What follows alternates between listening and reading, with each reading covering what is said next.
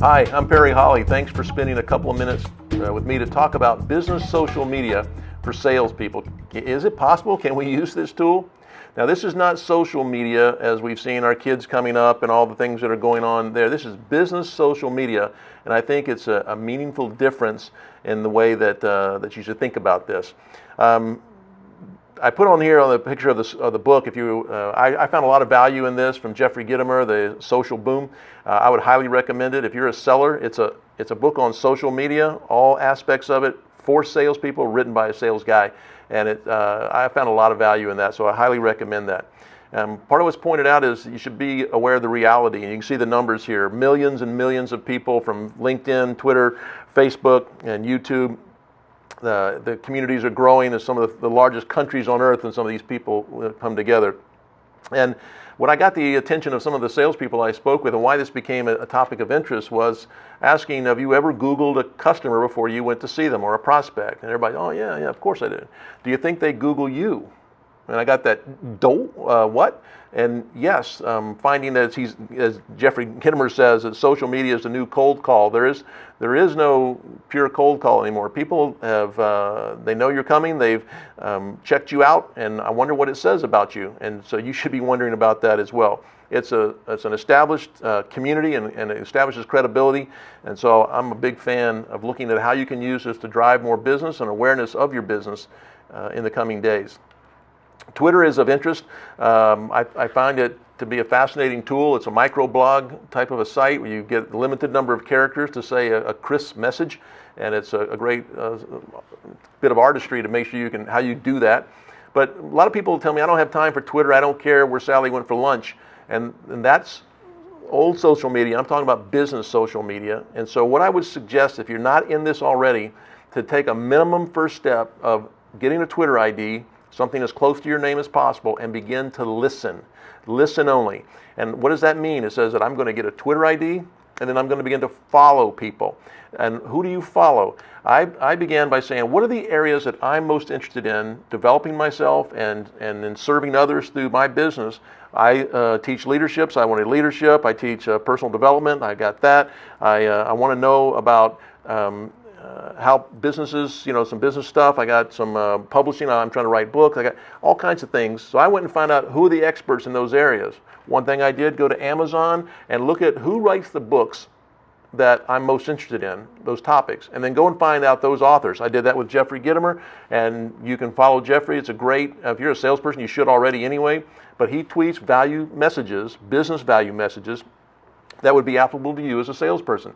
So I highly recommend that. But just begin to listen. Listen to the experts. Find the people in the industries you serve. Find people in the companies you want to serve. And find who the experts are and begin to follow them. You don't have time to search the internet for all the valuable content that's out there, but if you follow the right people, they will bring the content to you every day, every minute of every day, in the form of a Twitter feed. Once you're comfortable with that and you want to enter the conversation, you can begin to speak or tweet on Twitter. And our recommendation there is it's got to be a business value message. This is your reputation. This is your online reputation. So you want to be, authentic, be yourself. You want to be business focused. You want to be respectful of others. You don't say things that it's forever. Once you say it, it's out there. So you want to make it a business message that adds value to the lives of others. And so you think about who you want to follow you. They may not be following you yet, but if they're your clients, prospects, and customers, what would be interesting to them? What information could you provide them that they would find of value?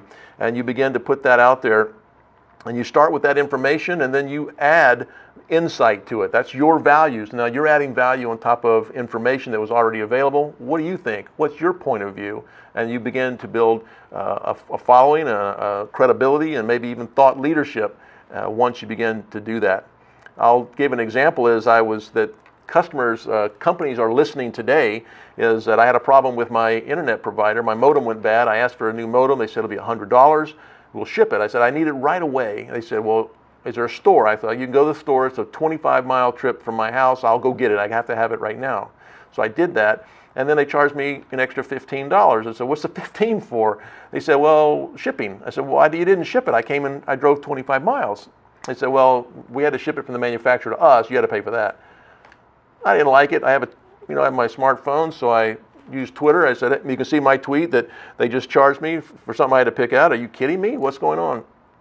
And within, I think it's less than 2 hours, you can see there, Windstream was listening to Twitter, very smart of them, and they heard a complaint, which could go in Twitter world, could be, terrible, but they addressed it quickly and concisely by saying, here's why, but here's what we'll do. They refunded my money. Now you can't see the next tweet was me coming back saying, way to go, Windstream, great response, love that, you're a great service provider and great customer service. So for $15, they probably got, I don't know how much marketing they got right away by the number of people that could see that, be retweeted on that. So people are listening, and I'll be ashamed if you thought your customers were tweeting, had a value message coming out, and you're not following them, you're not listening to them. What are you missing on doing that? And so it's a great way to get started. If you're not aware of Twitter math, this is what was fascinating to me, was the power of the retweet. So if one person, I saw an example, a young man tweeted one message, and it went to his 160 followers. One of those 160 was a friend of mine who had over 14,000 followers. And she retweeted it, and if only 50% of those people who only had 50 followers retweeted it, 350,000 people. It's one reason why you want it to be a business message, and two, you want to be careful about what you say, because it goes on and on and on forever, and it's out there. So, but it shows you the real power of the math and the power of Twitter, and being able to have a concise message that reaches a lot of people quickly. The way Twitter really explained to me, and how I really like this, was it's a room full of people, and if I do an update, a tweet, I just set it to the whole room. So everybody that follows hears that, and then they can obviously retweet it to their followers. If I use the @ sign as a reply to somebody else's tweet, then that person, it's like me saying something directly to Mark, but everybody in the room can hear that. And so the @ sign is very cool. The direct message, put a D in front of it, says, I just tell it to Mark as I'm whispering in his ear. Nobody else can hear that. And then the hashtag is really a powerful tool that at the end of a tweet, you say, I tweet something about leadership, and I say hashtag leadership. If you click on that hashtag, it will then tell me everybody in the world that's been tweeting with a hashtag leadership. So all the leadership conversation comes right to my desktop for me to see, so I can see who's saying that. So what I do is I look at who's saying the things in leadership I want to hear. I go and follow them. I look to see who they follow, and maybe I find some other people that I can follow. Listening. I learn a ton from that. The key to remember is this is your branding impression. You want to add value to your followers. It's going to be who you are online. When people Google you, they will see this type of thing, and I want it to be a value message. Now, most of you I've talked to already use LinkedIn. It's a very obvious one to use. It's really great. You're grabbing connections and recommendations from folks. I also, how do you engage there? And I just really gotten into some of these groups. I wanted to point out to you that there's groups about selling on Sales Gravy, IT sales. I really like Sales Gravy. It's some great conversations going there. Industries, whatever industry you serve, they have a group. Whatever professions, whatever companies, top 50 companies that you provide, ways to look and engage. So these are the ways that I was looking for me to engage, was make sure you complete your profile. That's what, when they do that Google, that's what comes up. I want that to be complete and give a good representation of who I am. Engaging and updating frequently. If I recommend others without them asking me, I can just go and recommend someone, then I show up on their profile. I like that a lot. Now I've just almost doubled my effect by being able to recommend others, and they love it when you recommend them. Like I said, joining the group, start your own group, search for the companies you want to follow, find out what they're saying, and integrate. Your Twitter can link to this, so that every time you tweet, it shows up in your LinkedIn profile. And you can promote the things that you're doing through that. But this LinkedIn, I think Jeffrey Gitomer said this about, it's not about the old convention where we gathered a bunch of business cards together.